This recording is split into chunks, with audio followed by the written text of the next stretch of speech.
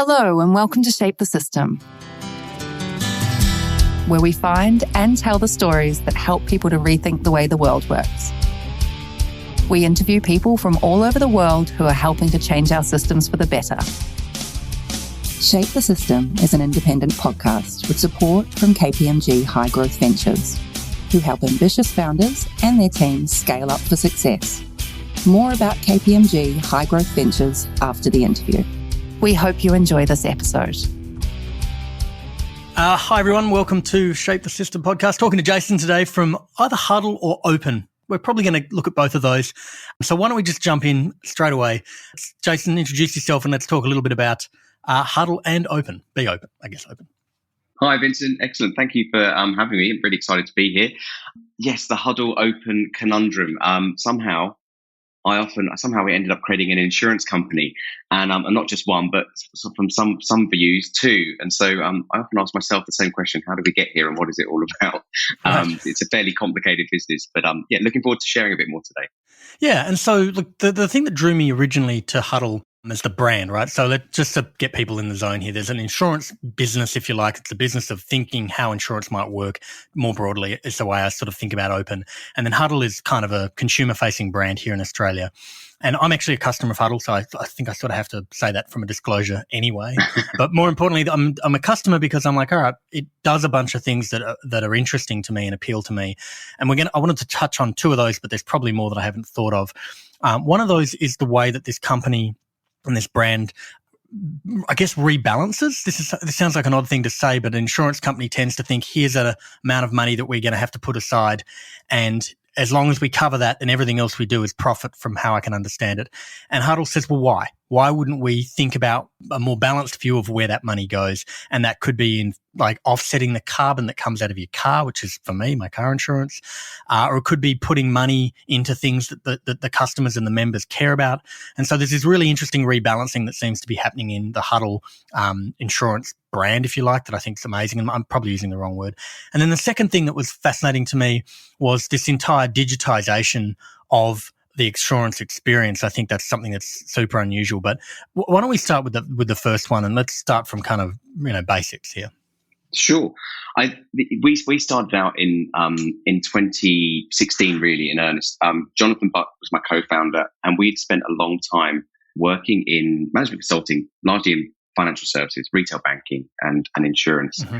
And I think time and time again, we sort of came up against, we were working always with really good teams, amazing people that work in these organizations.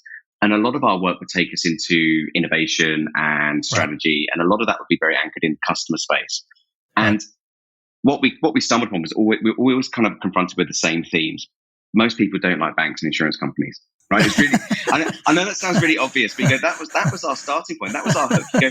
What is so, these are massive companies. Some of these companies employ 40,000, 50,000 people in Australia.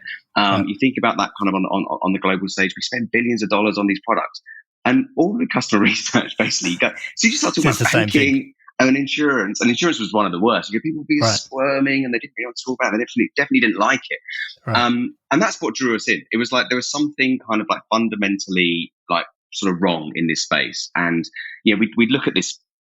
Very specific issues, but it always just bubbled up to the same thing. It was sort of an issue with trust, and just a really kind of dislike, bad taste these products left people with.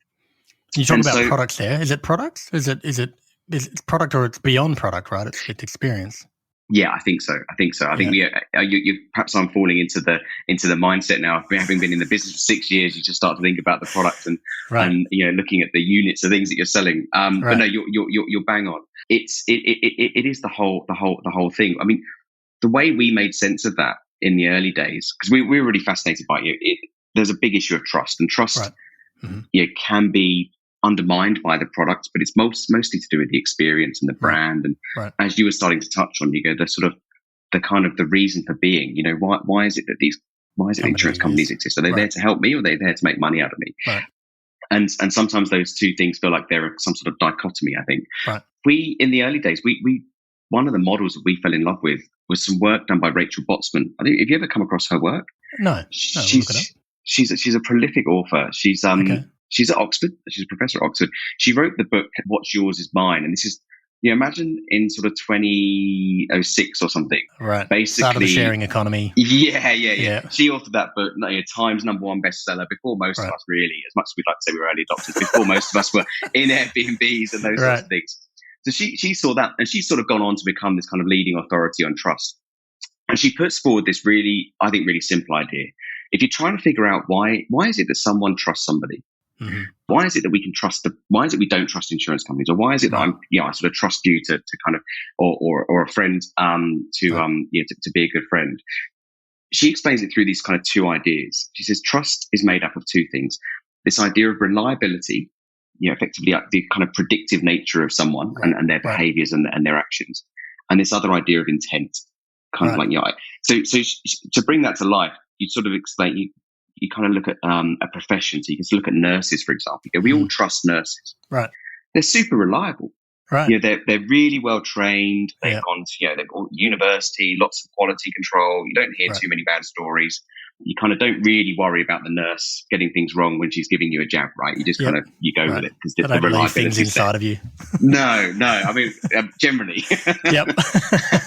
It's always blamed on the doctor when that happens, by the way. Absolutely. Yeah. Well, and that's the interesting part, because actually, the second thing that Rachel Bosman puts forward is this idea of intent. So again, the other reason she'd say we generally trust nurses is because you say, why is a nurse doing what they're doing? Right. You don't hear of, really, really high paid nurses. So you generally kind of assume then they must be doing it because they love it. They just love helping people, and that's why they're in that space. Right. Well, that's certainly what got them there in the first place. Sure. And so when you look at that profession, you've got high reliability and really good intent.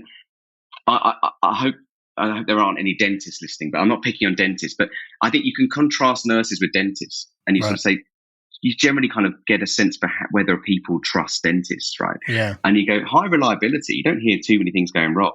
Right. But people always seem to have that feeling of like, did I really need that root canal? Dentist, the mechanic. You're going to need to change your brakes. I know we changed them 2 months ago, but you're going to have to change them anyway. Yeah. And insurance, sorry to come back to insurance. Insurance has sort of got similar issues, right? If you break down insurance to the kind of the core ideas, you're paying money on a promise, and you're hoping that you're going to be able to get help, and it's going to be reliable help when you need it. And so over the years, insurance has developed a reliability problem. If you speak to customers and you speak to people about insurance, they'll often, they'll very quickly have stories, either their own or that they've, somebody of their friends or family, about claims that have gone wrong, or insurers that gave them the runaround, or the fact that they was made to feel like a criminal to get their payout. You just used the word gone wrong there. I just want to stop on that for a sec. So they've gone wrong because I expect I could claim and I can't, or the process of claiming was a pain in the butt, and that was the problem. What went wrong, or could any of these things? Yeah, I think all of those things. Often it's for a lot of insurance is still very paper based, and we'll come to that in a second. So a lot of the time, things just take more time than they need to. Things fall through the cracks with large insurers because not because they're bad people, but actually it is a bit of an unreliable process. It's reliant on lots of kind of cobbled together systems and forms and paper based processes. And so we were really drawn into insurance because of that reliability problem. But I'm just going to come full circle to your point on Huddle. We also really wanted to address that idea of intent. So how could we create a business where where customers could really look at it, and we could stand by ourselves and say, look, we're in this business. Yeah, profit's okay. Yeah, we're okay with making a profit. We're not saying it should be a charity, but actually we want to make sure that this business is structured in a way to drive good outcomes, because otherwise, it was less interesting for us as a team of people to create a business just for the sake of creating profit. We wanted to create something that had some meaningful impact in the world.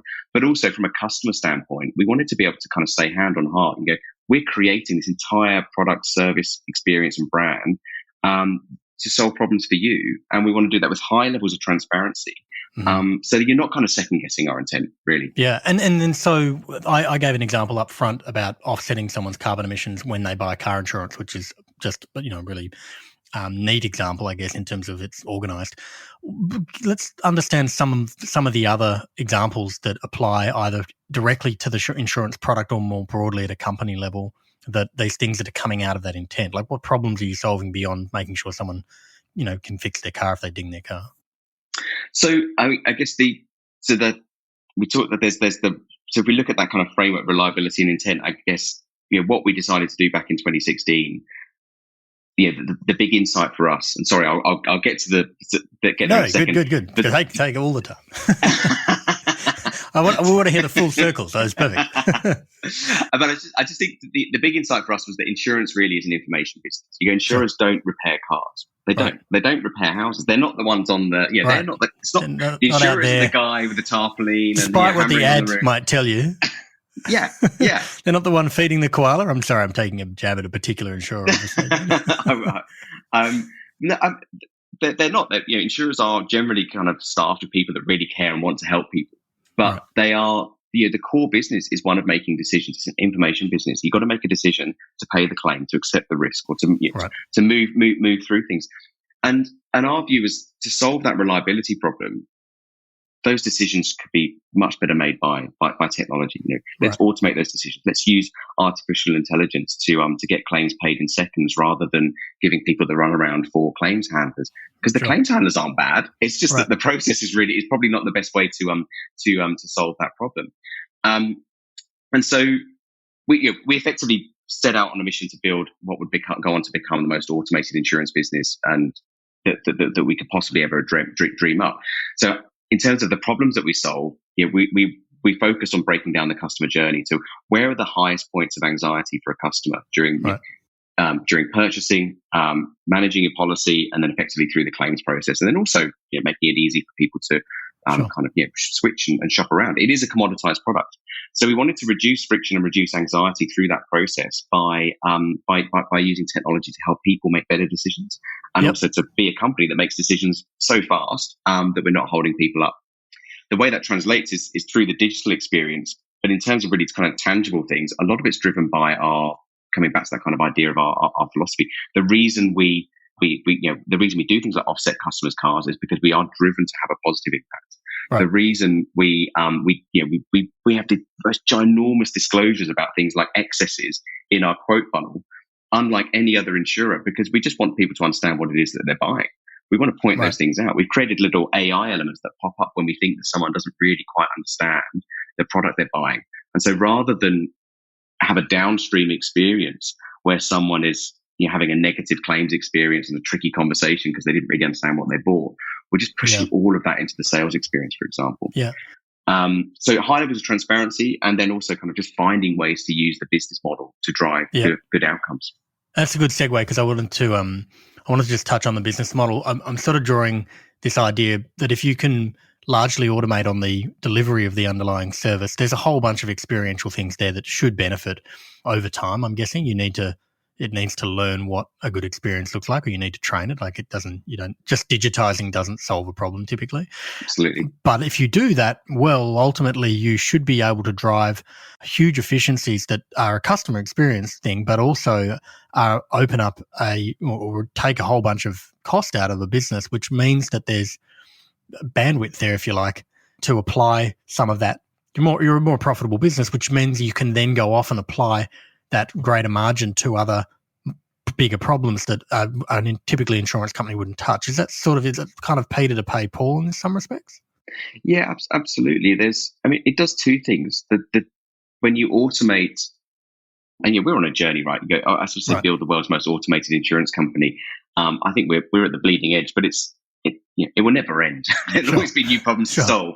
But I think that is the point. The dividend that automation pays is it's effectively freeing up our time. We've got an amazing team who are amazing problem solvers, and so as we kind of push forward and solve problems in the customer experience today, it does free up time either to solve more problems in the customer experience, or also to just solve other problems that are interesting. Right. Our data team at the moment are building out a whole new way to help customers figure out how much their stuff is worth. Most people, when you're buying home insurance, one of the questions an insurer has to say is, well, how much insurance do you want? What's your stuff worth? Yeah. Right? And people go, a lot. Yeah, lots and lots. I don't know. Look at this amazing stuff I own. Yeah, I poured my life into this. There's a curtain here that's falling off the rafters. I'm still hung up on the guitar and the amp. It's actually a bass in the background there. I know I'll get slammed by all the bass fans if I don't point out that it's actually a bass and not a guitar. Okay. But But just do we get a jingle? What's that? Yeah, no. At some point, I'll be good enough to actually do the intro to this podcast, but we're not quite at that point yet, unfortunately. So you talked about freeing up time to work on other problems. So the example of knowing this stuff. How does that? By the way, just as a small rabbit hole, I'm curious how they address that, or how are they coming at that? Taking photos of things and AIing them somehow, or I think that those are definitely some things we're exploring. We're lucky; we've got sort of PhD data science people on our team who have done things like built algorithms to detect within 3 seconds what language someone is speaking. Because things like Google Translate works really well, for example, but it doesn't tell you what language someone's speaking. You've got to tell it what language you're looking to translate. So we've got amazing talent on the team, and you're right. Some of those opportunities are just give us a quick 3-second video of your house, because there's a lot of data in there that kind of helps benchmark. Do you have expensive artwork? Do you have kind of high end? Are you piling all your money into clothes versus gadgets? Those sorts of things. But I think that is a bit further down the line. To be fair, it's a really interesting space. I mean, when you look at, it's one of the biggest things that is wrong with insurance is this whole idea that you can only insure what someone tells you, right? And people are generally kind of doing insurance and just to get it off the to-do list. The way we're looking at it at the moment is really by just using data and sharing information and insights, provoking people. More often than not, we're just trying to provoke people to kind of comprehend, to really understand the importance of the question we're asking, giving them data points to kind of help them see how they sit relative to other customers. Sure. So, even just being, how much would you like to insure your stuff for? On average, people in your suburb, right. These are the kind of points and these are the outliers. And it helps people make sense of the question. Yeah, understood. Because a lot of people will say, I don't know, especially people in their 20s will quite often say, I'm not nothing. I've got a laptop. Yeah. And you go, well, you got 10 grand's worth of clothes. Yeah. you got a bike. You got all these other things. They quickly adds up. But it's really, most people really struggle to actually kind of just put a number on it, especially on the spot. We see the same thing in mortgages, actually, where people, you ask them how much they spend and they're like, I don't know. They sort of come at a number. Just thinking about, I want to get back to some of the things that happen as part of the insurance, because there's sort of the fundamental question for me here is, like, why don't insurance companies operate this way already? Is it just that they're and not to cast a large bow, but they're just massively profit-driven vehicles? They're owned. They're certain. Ownership structure requires them to operate that way, or they've always operated that way. So I'm curious as to why insurance generally doesn't work in a more, I would say, purpose-led or beneficial, like society beneficial-led. And we've given a pretty specific example around the car insurance and the carbon offset.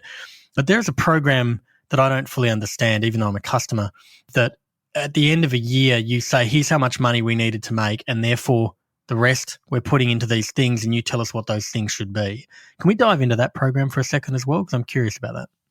Yeah, sure. We have the what we call the give back and program. It's sort of morphed and evolved over the years. I mean, when we started out, we had a view that, hey, let's we wanted to set everything up. So we say, right, we're going to collect all this premium from customers. We're going to pay a whole bunch back out in claims, and then what's left, and we'll have a margin, and what's left we'll put to ask our customers what they want us to do with it, sort of thing. Right. And then sort of the harsh realities of insurance came into play, which is we were paying out more in claims than we were collecting in premium. So not only was there nothing left for, there was no profit, and there certainly wasn't anything left to give back. Right. But we didn't want to, we didn't sort of want that to deter us from the kind of the original insight. So what we do now is effectively build into our models effectively a budget, and what we're doing is allowing customers to kind of direct us into how they the causes that they want us to support, and we sort of build it into the overall price. The realities of insurance, and to come back to your point about large insurance companies and profit, is insurance companies generally make most of their profit from a customer in kind of 4 years, once someone's been with them for about 4 years or more, 3 years or more. And so as a new challenger, it actually takes us a long time to kind of get to that point. And is it a scale thing, or is it a tenure of customer thing? Like, there's so much upfront cost, and if they're going to claim, they claim in the first 12 months. Like, the mechanics of insurance is like, that's when you're going to pay out. Typically. Yes, that it is absolutely right. It's a very unusual phenomenon. It's not an Australian specific thing. It's not, but customers claim more in the first 12 months, right? For all sorts of different reasons. I mean, some of those reasons are a really big issue that plagues the industry. Some of them to do with fraud. Some of them to do with other things. Right. So it is a challenge, and you've got to then recover that over the life of the I guess lifetime of that customer or the lifetime of that cohort. But yeah, give back is something that we're very focused on, and I think we keep experimenting with it. We introduced a customer council or a member council for the Huddle brand as well. Sure. Our goal was to have, if we could have the highest levels of transparency, tell our customers what's going on within the business, have open conversations about claims paid and premium collected, create opportunities for people to influence our business. We just felt like that would be the right way to run a business, which is so renowned for the absolute opposite, kind of being very closed and black box and who knows what's happening, and I just had to make loads of money. Yeah. So that's what drives us to do that. Really, is how can we align interests? And then like where has that sort of come from? Like you guys came out of management consulting. That was what you said earlier. I got that right, didn't I? Yep. Yeah. Cool. I heard I think it's a Dilbert cartoon where he says the word consult has come made up of two words, to con and insult. You take someone's money and then you tell them everything wrong with them. There's some truth in that. But you came out of a management consulting world. I wouldn't suggest that that's a world that's known specifically for its beneficence, for being beneficial in terms of like trying to think in an altruistic fashion. Like where is this coming from for you and the team and the co-founders? Like what motivated this kind of purpose-led approach to thinking about this problem? I'd like to say there was a really grand sort of story or epiphany, and I think so. Jonathan and I met, as I said, in consulting, and really we just really enjoyed working together. Right. And so we'd been working together for quite a few years. His background's sort of in engineering and data science. I was normally strategy and design, and we basically we started talking. We realized that we loved what we were doing in management consulting, but often success of a project would often end up in your client getting promoted and then the project never happened. Right. or there'll be a change of leadership and things would get defunded or something like that. So often you'd be working with organizations that'd be really great, meaningful projects. They'd never quite get to fruition, or you wouldn't get to see them get to fruition. You wouldn't get to fly the kite that you may have designed. And so what we realized is that we wanted to, we just sat down one day and said, we want to build our own kite. We want to fly that ourselves. Sure. And then we sat down, okay, fine, we're going to do that. We didn't really know what that, so we decided we wanted to build a kite. We didn't actually know what it was going to be. We didn't know it was going to be an insurance company. Sure. But we did sit down and sort of write down pretty much on the back of an envelope as consultants, we're like, well, what are the 4 pillars of our strategy?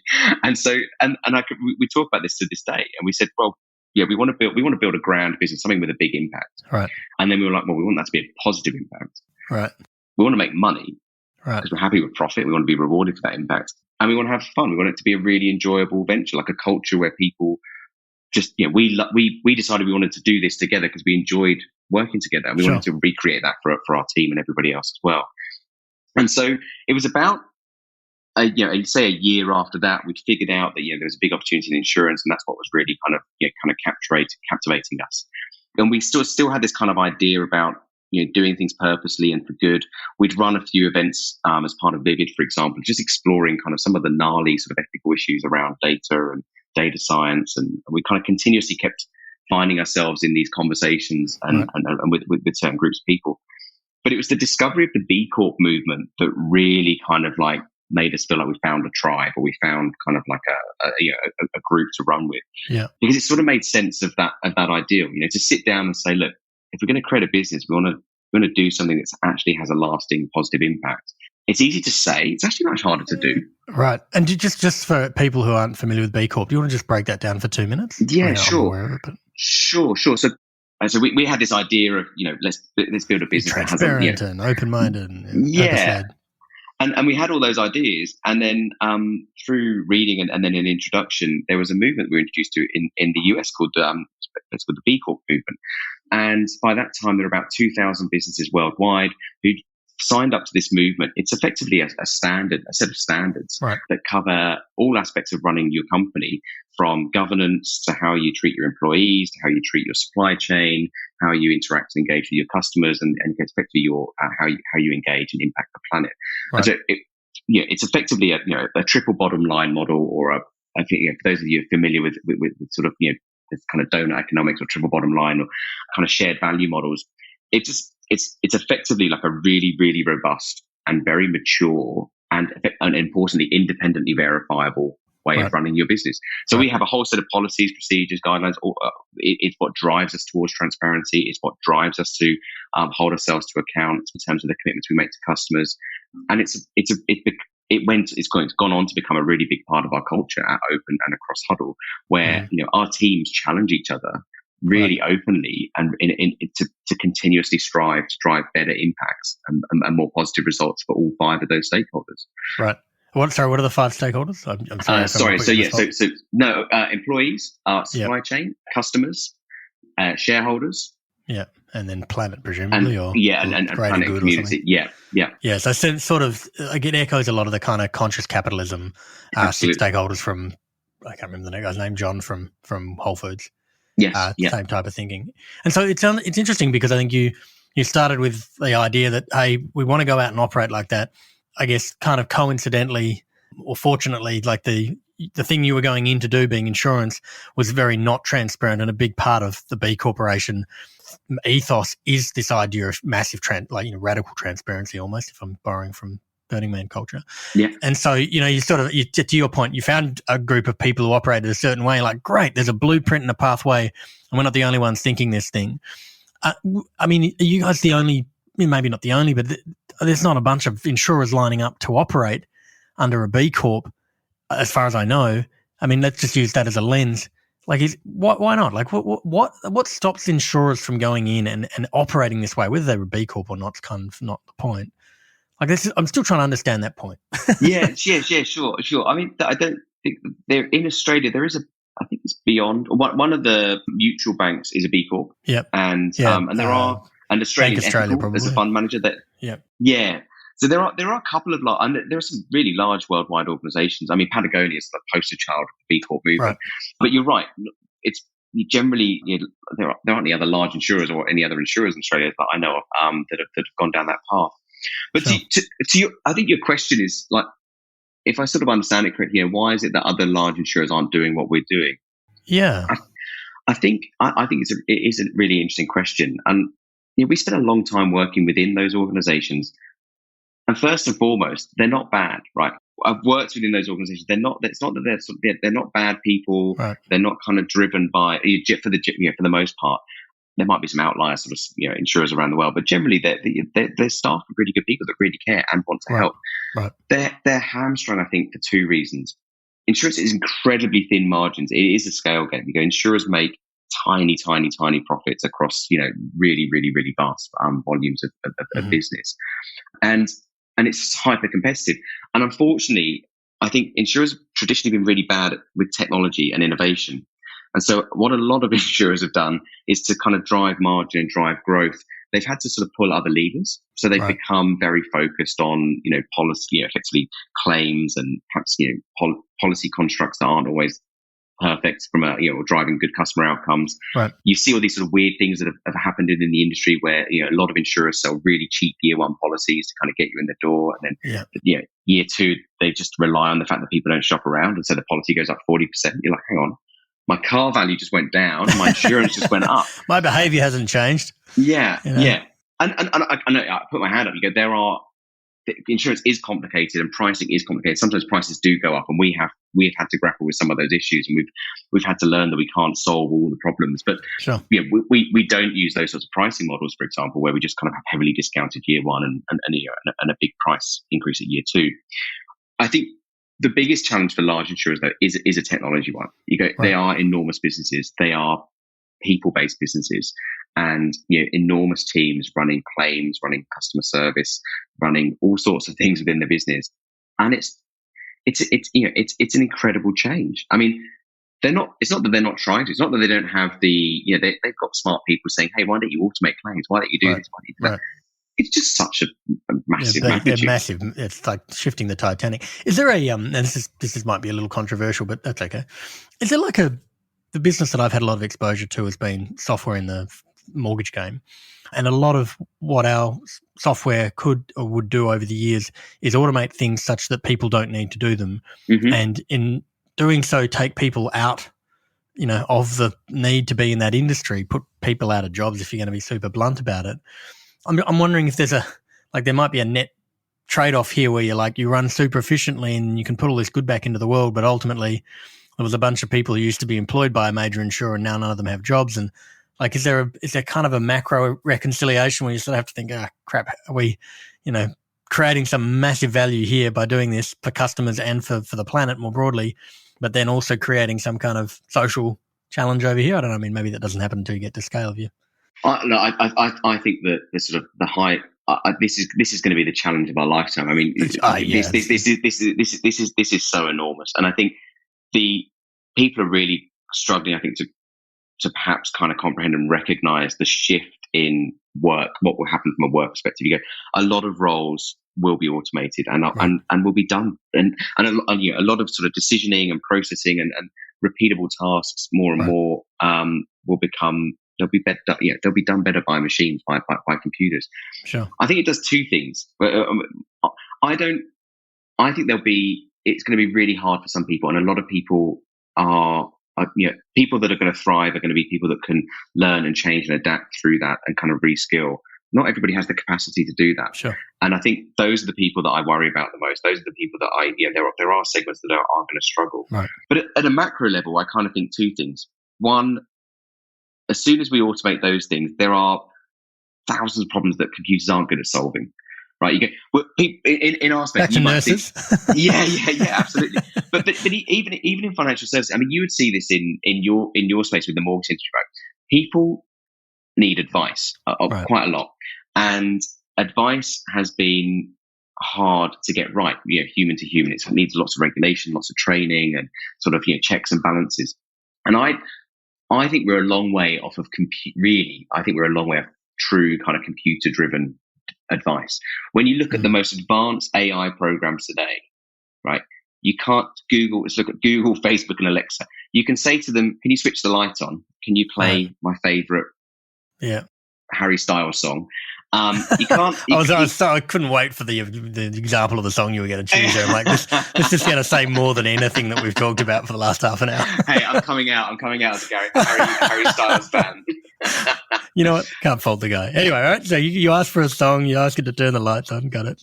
But you can't say, "What should I wear today?" Or I don't know, like, "What should I do this up?" Like, you can't really have that sort of like advice. It's a long way from being able to give advice, in my view. Like, it's very kind of like input output. Yeah.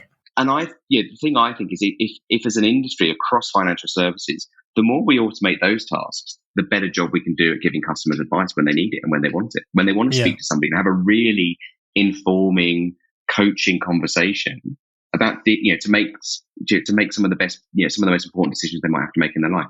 Yeah. And the other thing I just want to come back to as well, the reason I don't feel too anxious about the future of work for most people, I agree there will be some segments that will be hard struck, is problems just come out of nowhere. That's our experience. You think you've solved everything. Right. There's new problems to solve. There's always new problems to solve. And so I just sort of think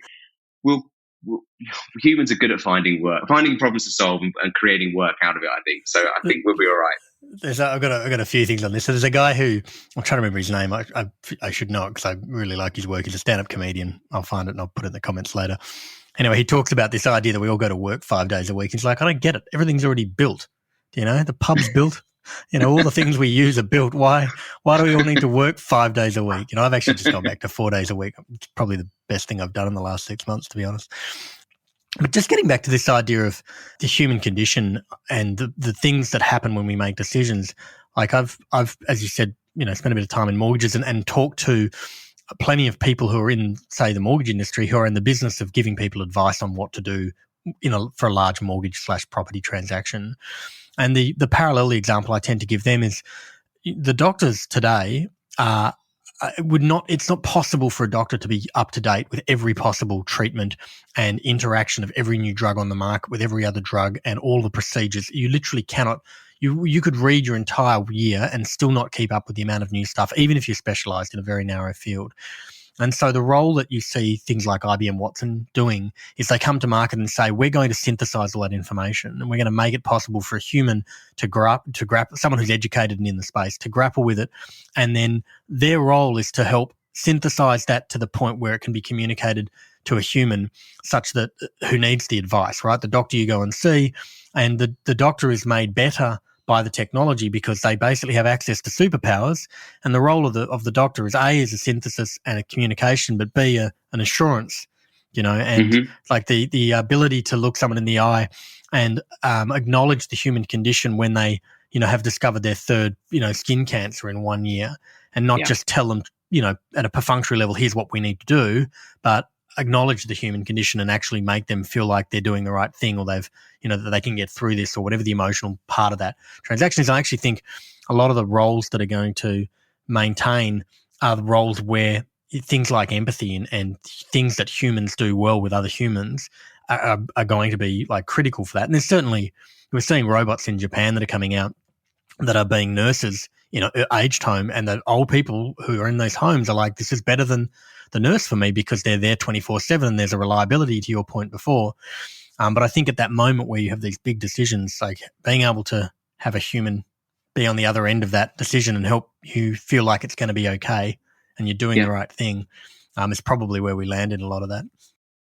I love that. It's sort of what comes to mind is this sort of, there are some circumstances where you want the technology to augment a human experience, right? And sometimes it's vice versa, right? You go, the example there with the doctor reminds me of, I guess, really how we think about the claims process. You go, we'll let the computer effectively approve claims where it's the right thing to do, and most customers want to lodge claims online and want to do it that way.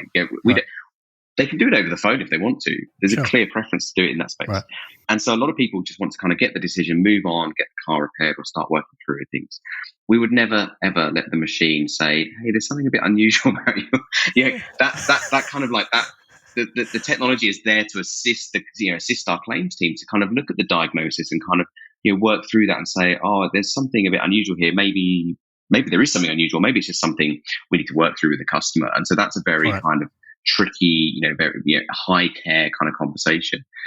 But I think you're right. I think there are some examples where it just makes sense to the technology making the human the hero. Right. Perhaps sometimes it's some the other way around. I mean, when you talk about the Japanese nurse robot, I also think there must be a high level of, it's actually an upside, there's a dignity there as well, because people are uncomfortable sometimes with totally in care. And we see this in financial services all the time, where people are like, I don't want to tell you about my finances, or I don't want to say it, and then my partner is aware that I'm having to say this thing, but I'm happy to use a computer because the computer isn't going to judge me. Yes, that's it. It's the judgment. Absolutely. We're all such frail individuals when it comes down to it. Yeah. Luckily, we're humans, and we'll keep things complicated. Yeah, absolutely. Hey, I want to switch gears a little bit. Probably don't have a huge amount more time, but the parallel I'm thinking here is I think about what Tesla's doing and solving kind of a large problem with regards to shifting an entire industry to think a different way, right? And kind of always awesome to put yourself in that same category and go, that's what we're doing too. But the open thing to me feels like a way of saying, if the rest of the industry worked this way, it was, the kind of the reliability bit and even the intent bit were possible in insurance. Generally, the impact would be larger. And you talked about 4 pillars before, and one of those being a very big impact. Is open about magnifying everything you know how to do and enabling the industry more broadly to work like that? Is that how you think about open? Like the technology that powers Huddle, if that, or like place those two? Yes, it is. I mean, open is our. So yes, I mean, nuts and bolts. Huddle is our consumer brand. Open enables us to work with other channels. So we do things with brokers. We are able to. We white label for other brands. So we've got 2 very large partners that will go live in the next few months, and their car and home insurance is effectively our product powered by Open, but it's their brand at the forefront. So Open enables us to sort of exist in that B2B space and to have those other channels. But the vision is bigger than that. Yeah, sure. Our hope is that there is one of the things wrong with insurance is every insurance company has come up with a completely different way to do everything. Right. If you look at retail banking, very, very different landscape. If you think about I think it was the 60s and 70s that the payment gateways started to emerge. Effectively the origins of MasterCard and Visa. That really the 60s and 70s, by the way. Yeah. It was all paper based, but back then it was sort of the payment processing and credit cards. Louis C.K. kind of reference. Yeah. Every now and again, I still see them. I think you go to a music festival or something and buy a T-shirt, and they're like, oh, the machine's broken, and they'll get one of those out or something. Oh, amazing. That just like, they should just do them like that. It would just be like part of the experience of buying this shirt from some dodgy alley out the back. Imagine having the best end-to-end digital experience, and then you get to the end of it and you're like, okay, but to part. It's amazing. I don't know how this chink is going to work on the audio podcast. Yeah, it's all right. We got the video aspect. People can go to the YouTube and look at it. Excellent.